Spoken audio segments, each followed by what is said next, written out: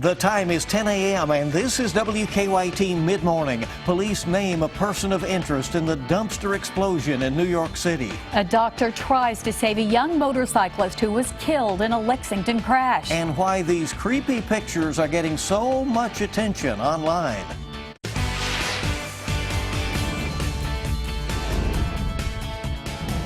This is WKYT Midmorning. Good morning to you and welcome in. We certainly hope you enjoyed the last weekend of summer. I'm Bill Bryant. And I'm Barbara Bailey. Well, you know, enjoy it. I'm not sure, but at least it's over. We'll be into fall, my favorite season around here. Right, and we have a beautiful week ahead, it looks Absolutely. like. Meteorologist Micah Harris is in our First Alert Weather Center. Good morning. Hey, good morning, guys. It does look really good for our last week of summer. Heading off into fall there toward midweek, and it's a good-looking start to the day. I know we have some clouds laying around and some of that fog lifting at this moment. And once it does, you'll start to see that spread out, and we'll actually get some sunshine later on today. But it's going to take a while in some spots, especially east and southeastern Kentucky. Right now in Lexington, 68 degrees, some 70s outside, especially there in Frankfort. We're actually seeing some of that sunshine. 85 degrees by the afternoon. Pretty nice one in store. It's not all that bad. I know that's above average, but it's still okay. And what you're going to be feeling today is that cooler air creeping on in here. It's a really good looking finish to summer.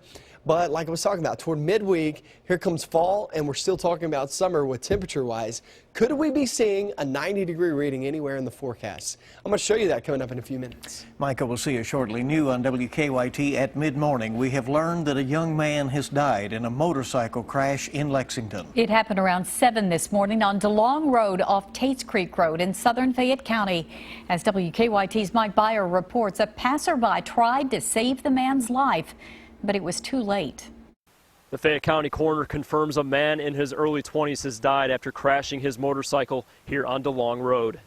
The single motorcycle crash happened shortly before 7 this morning right in front of Keshlin Kennel. Police say the motorcyclist was driving on DeLong Road away from Tates Creek Road when he lost control and crashed into a wooden fence. A doctor on his way to work saw the man down on the side of the road and tried to save his life, but was unable to. Officers say the man passed away before first responders arrived. The coroner says the man died from internal head injuries and that he was not wearing a helmet. Police tell us they've been called out to many crashes on this roadway. DeLong Road's a dangerous road. I know we've had accidents out here before. It's very curvy, very narrow.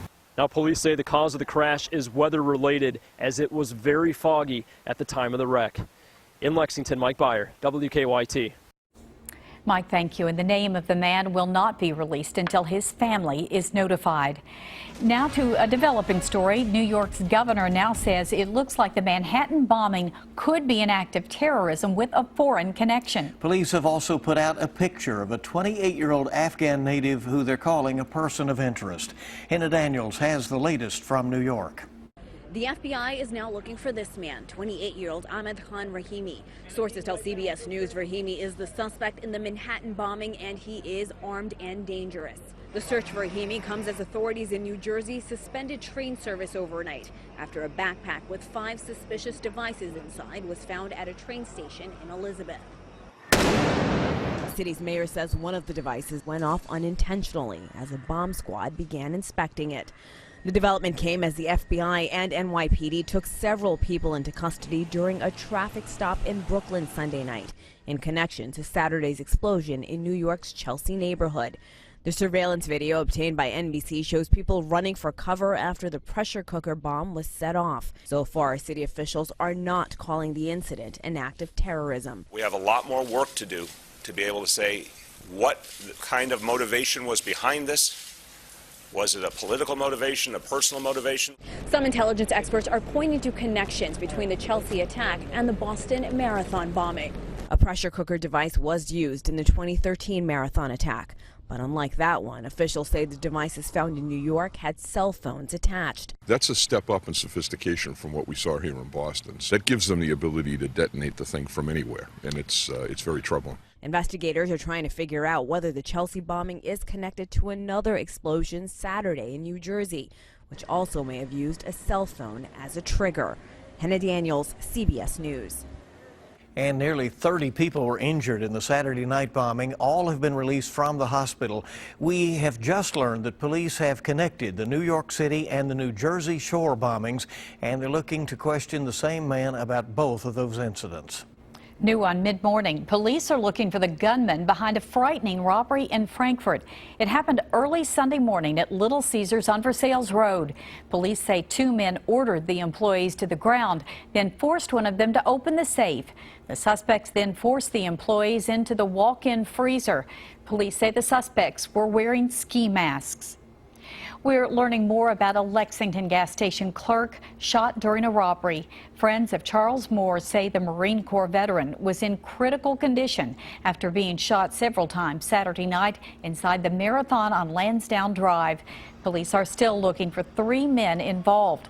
They say 2 men went into the Marathon to rob the place when the clerk was shot, and another was the getaway driver. Police think the same 3 men also robbed the Speedway at Lexington Green less than an hour earlier. Lexington police do not think an overnight gas station robbery is related to the weekend crime spree. Just before 2 this morning, police say a clerk at the Speedway on New Circle in Meadow Lane was outside when a man came up to him and forced him behind the counter. The suspect got away with cash. A man is in serious condition after being shot late last night in Lexington. Police say officers were on Center Parkway when they heard gunshots and saw a man running. They later found a man who had been shot several times on Honey J Court. Police do not have a good description of the suspect. A Lexington man is in jail this morning accused of shooting at his neighbor's house. Police have charged Brad Cochran with wanton endangerment. They say he was in his backyard when he fired a round from a 12-gauge shotgun. Police say several pellets hit his neighbor's home, and there were people inside that house at the time. Millions of drivers across the South may be spending a little more at the gas pump this month. It's because of a leak in an East Coast pipeline. Part of the Colonial Pipeline, which runs from Houston to New York, has been closed since September 9th. Officials say the pipeline is leaking near Birmingham, Alabama. And people in the Carolinas, Alabama, Georgia, Mississippi, and Tennessee are expected to see the biggest price increases. It's even being said that gasoline shortages are possible. So we'll keep an eye on that. It certainly will. Well, maybe you've heard about this story. There's been a wave of creepy clown sightings across the South, and now, well, it's crept into Kentucky. Check out these pictures that were posted on Facebook.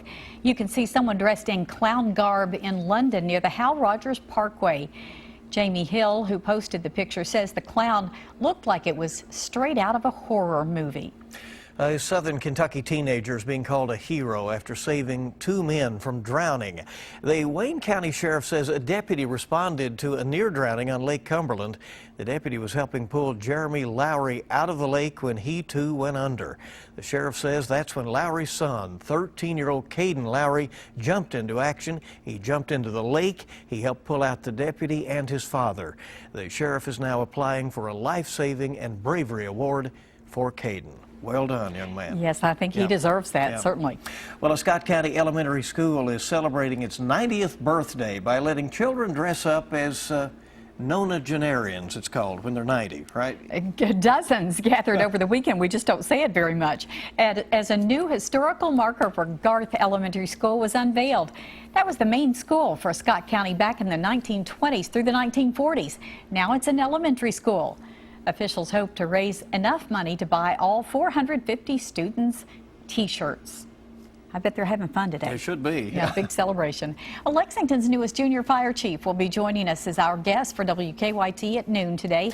And we first told you last week about Ryan Frisbee, a 5th grader at Liberty Elementary who was just named the city's newest junior fire chief.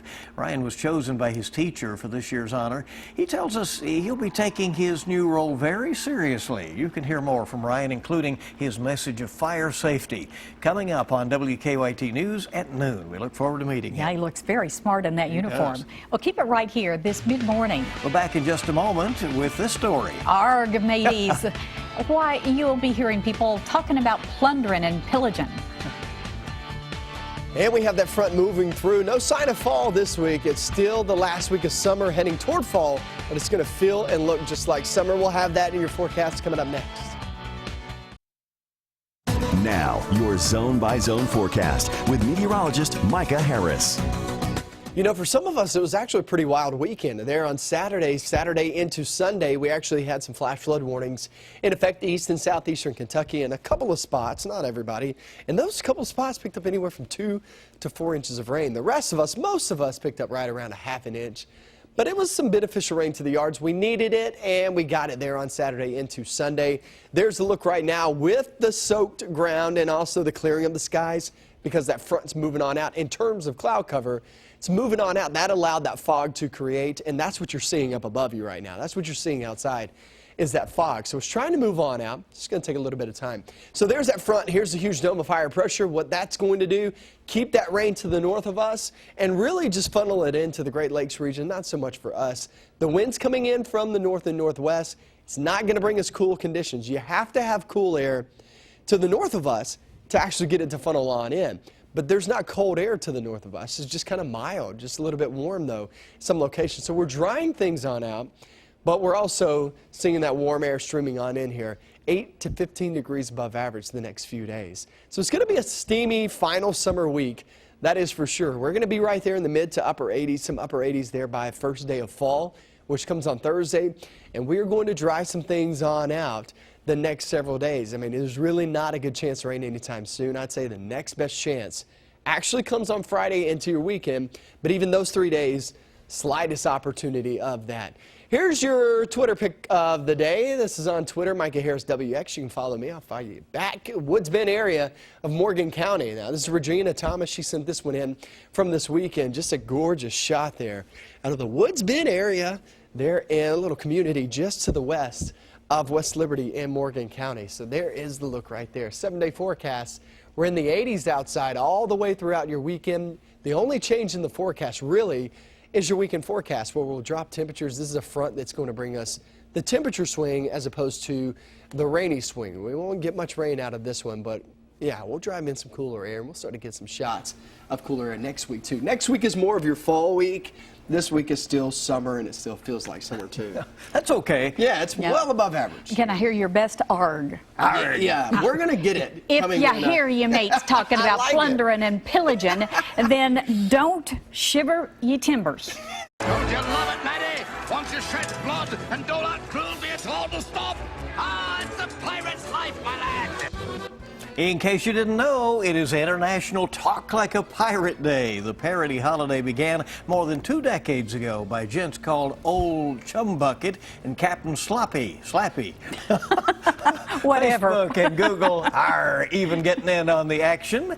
In pirate mode, Facebook users have a captain's log instead of a wall, and they don't search. They scour for scallywags. Man, keep it in mind today. You don't want to go outside without knowing that. Some businesses are apparently taking advantage of it. So having some fun. Yeah. Well, Kate Winslet returns to the big screen as a dressmaker, and the hottest stars in Hollywood come out for television's biggest night. Suzanne Marquez has your eye on entertainment. Stars of the small screen were glammed up for the 68th annual Primetime Emmy Awards at the Microsoft Theater in Los Angeles last night. And here are the nominees for Outstanding Drama Series. Game of Thrones. Veep won in the Outstanding Comedy Series category. This is the second time comedian Jimmy Kimmel hosted the show. He kept the stars laughing. He played O.J. so well, I now believe Cuba may have done it. Disney marked the 25th anniversary of the film Beauty and the Beast with a special screening at Alice Tully Hall in New York Sunday night. Beauty and the Beast will be re-released on Blu-ray and DVD tomorrow. And Kate Winslet and Liam Hemsworth walked the red carpet over the weekend for a special screening of The Dressmaker in New York. I wonder how she turned out. Winslet stars as Tilly, a dressmaker who returns to her rural Australian hometown to get revenge on those who mistreated her while growing up. And she manages to sort of eke information out of them and get her revenge on all of these people who made her life very difficult as a child. But at the same time, she somehow makes them all feel fabulous. It's really very clever. The Dressmaker opens in theaters Friday. That's your Eye on Entertainment. Suzanne Marquez, CBS News, Los Angeles. Hope you keep it here now on Mid-Morning on WKYT. It's caused by exposure to asbestos, and 2 women who've lost family members to a rare cancer are now speaking out. Details about Mesothelioma Awareness Day next. Tomorrow's Mega Millions jackpot is $15 million, and Wednesday's Powerball jackpot is $40 million.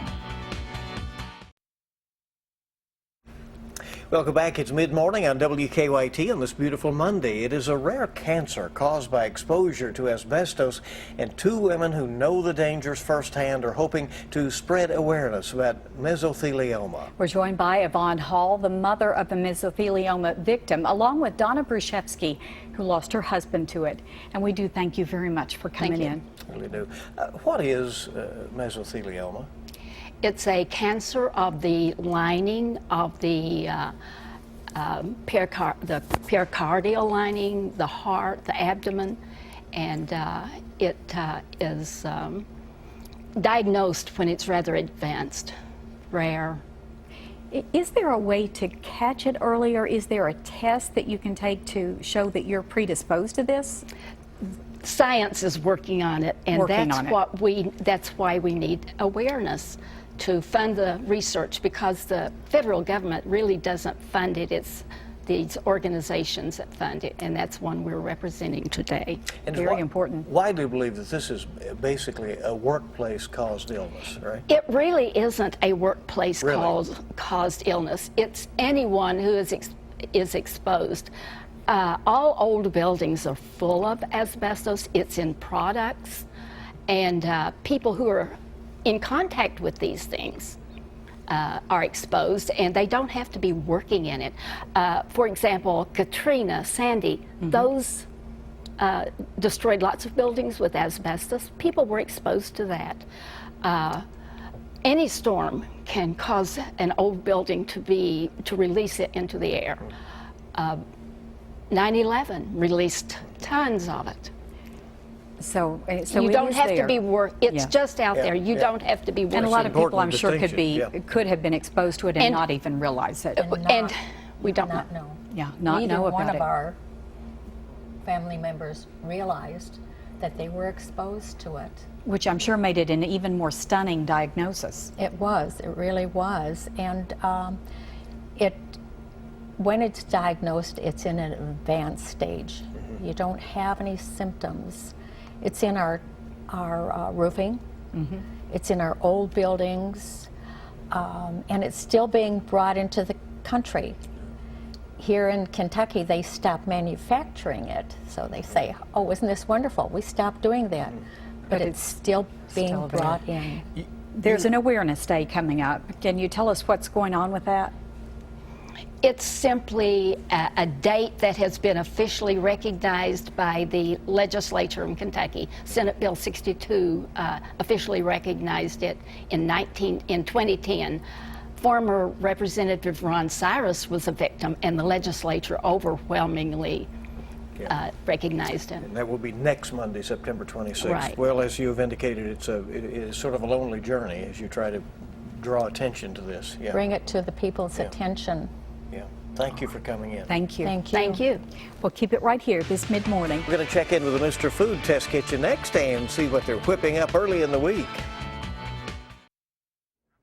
Glad you're here today. It looks like rice, but it's actually pasta, and it goes great with mushrooms. Right, today in the Mr. Food Test Kitchen, it's orzo mushroom toss. Did you know that September is National Mushroom Month? Well, it is, and it has been since 1990, when President Bush signed it into law. Who would think that with all the other worldly issues he had to worry about, there was time for such a thing?